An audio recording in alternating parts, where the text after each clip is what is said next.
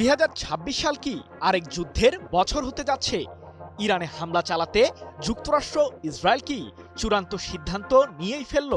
হঠাৎ চুপিসারে ইসরায়েলের প্রতিরক্ষা বাহিনী আইডিএফ এর প্রধানের সাথে বৈঠকে কি সিদ্ধান্ত নিলেন মার্কিন কেন্দ্রীয় কমান্ডের প্রধান অ্যাডমিরাল ব্র্যাড কুপার?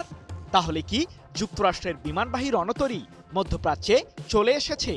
জানা গেছে এরই মাঝে মার্কিন F-15 যুদ্ধবিমান সহ জ্বালানিবাহী ট্যাঙ্কার বিমান পৌঁছেছে মধ্যপ্রাচ্যে। উত্তপ্ত এই পরিস্থিতিতে ইউরোপের প্রধান কয়েকটি এয়ারলাইন্স মধ্যপ্রাচ্যের 3টি দেশের সাথে তাদের ফ্লাইটও বাতিল করেছে। কি চলছে মধ্যপ্রাচ্যে?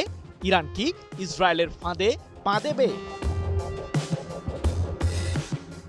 ইরানের পরবর্তী লক্ষ্য কোথায়, ইসরায়েল নাকি মার্কিন সামরিক ঘাঁটি?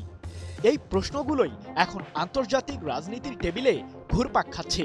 কারণ ইসরায়েলের প্রধানমন্ত্রী বেনিয়ামিন নেতানিয়াহু প্রকাশ্যে জানিয়েছেন যে এই মুহূর্তে ইরানের বিরুদ্ধে ইসরায়েল প্রথমে হামলা চালাবে না।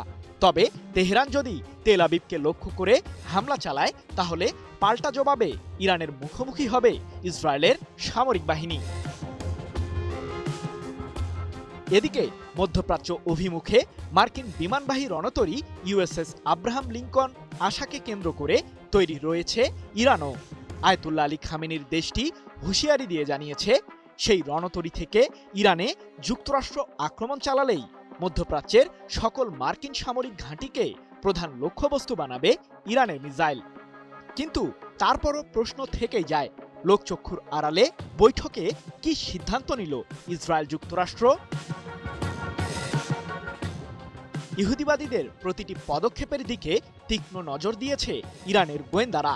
আর মার্কিন কেন্দ্রীয় কমান্ডের প্রধান অ্যাডমিরাল কুপারের সাথে আইডিএফ এর প্রধান লেফটেন্যান্ট জেনারেল ইয়াল জামিরের গোপন বৈঠকের ফলে ইরানের সন্দেহের মাত্রা আরও জোরালো হয়েছে। কারণ সাম্প্রতিক সময়ে দ্বিতীয় দফায় বৈঠকে বসেছেন কুপার ও ইয়াল জামির। 25 জানুয়ারি এক প্রতিবেদনে বিষয়টি নিশ্চিত করেছে ইসরায়েলের সংবাদ মাধ্যম দ্য জেরুজালেম পোস্ট। যদিও আইডিএফ এর দাবি, কুপার ও জামির তাদের বৈঠকে মার্কিন সামরিক বাহিনীর সাথে ইসরায়েলের কৌশলগত সম্পর্কের বিষয়টি নিয়েই আলোচনা করেছেন। এছাড়াও দুই বন্ধু দেশের মাঝে প্রতিরক্ষামূলক সহযোগিতা জোরদার করার উপরও গুরুত্ব দিয়েছেন মার্কিন কেন্দ্রীয় কমান্ডের প্রধান ও ইসরায়েলের প্রতিরক্ষা বাহিনীর প্রধান। কিন্তু শুধুমাত্র কি কৌশলগত সম্পর্ক নিয়েই আলোচনা করেছেন তারা?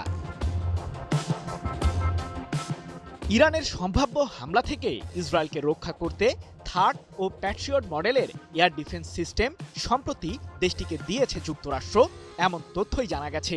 আর ইরানের বিরুদ্ধে আসন্ন যুদ্ধে ইসরায়েলের প্রতিরক্ষা ঠিক কেমন হতে পারে সে বিষয়টি গুরুত্ব পেয়েছে ইয়াল জামির ও কুপারের বৈঠকে, এমন ধারণা সমরবিদদের।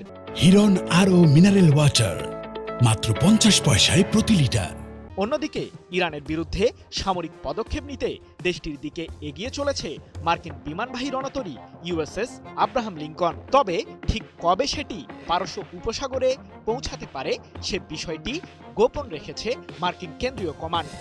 সংবাদ মাধ্যম দ্য জেরুজালেম পোস্ট তাদের প্রতিবেদনে দাবি করেছে যে এই রণতরীটিতে দূরপাল্লার টমাহক ক্রুজ ক্ষেপণাস্ত্রের পাশাপাশি আর্লে বার্গ মডেলের ডেস্ট্রয়ার এবং এজিস বিমান প্রতিরক্ষা ব্যবস্থা রয়েছে।